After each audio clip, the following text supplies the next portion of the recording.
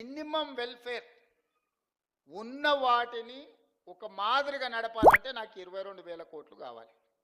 22,000 కోట్లు నాకు వస్తే ఇప్పుడున్న కమిట్మెంట్స్ ఏదైతే వెల్ఫేర్లో ఇప్పుడు నేను చెప్పిన రైతు భరోసా కావచ్చు, లేకపోతే ఆర్టీసీ బస్సు కావచ్చు, లేకపోతే ఉచిత కరెంటు కావచ్చు, ఇంటికి సిలిండర్ కావచ్చు, రాజీవ్ ఆరోగ్యశ్రీ, ఇట్లా ఇవన్నీ కలిపితే 22,000 కావాలి. 22,000 అంటే 13,000 ఇవి తీసేస్తే 9,000 కోట్లు ఉంటే నేను ఇవన్నీ సమన్వయం చేయగలుగుతా 15 తారీఖు లోపల.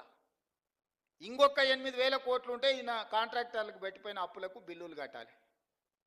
ఆ బిల్లులు పక్కన పెట్టినా కూడా 9,000 కావాలి. 9,000కు నాకు 5,500 ఉన్నాయి. అందుకే ఓ నెల ఆశా వర్కర్లకు పెండింగ్ పెడితే, ఓ రోజు అంగన్వాడీ వర్కర్లకు పెండింగ్ పెడితే, ఓ రోజు షాదీ ముబారక్ పెండింగ్ పెడితే, ఓ రోజు కళ్యాణ లక్ష్మి పెండింగ్ పెడితే, అంటే ఓ నెల పాల పైసలు ఇచ్చి ఇంటికి రాయిపి, ఓ నెల ఇంటికి రాయి ఇచ్చేసి పిల్లల ఫీజులు బకాయిలు పెట్టి పిల్లల ఫీజులు ఒక నెల కట్టి ఇట్లా రొటేషన్ చేసే పనే జరుగుతుంది. ఇవన్నీ నేను చెప్తా, రాష్ట్రం దివాలా తీసిందని బయటికి చెప్తావా నువ్వు అంటాడు.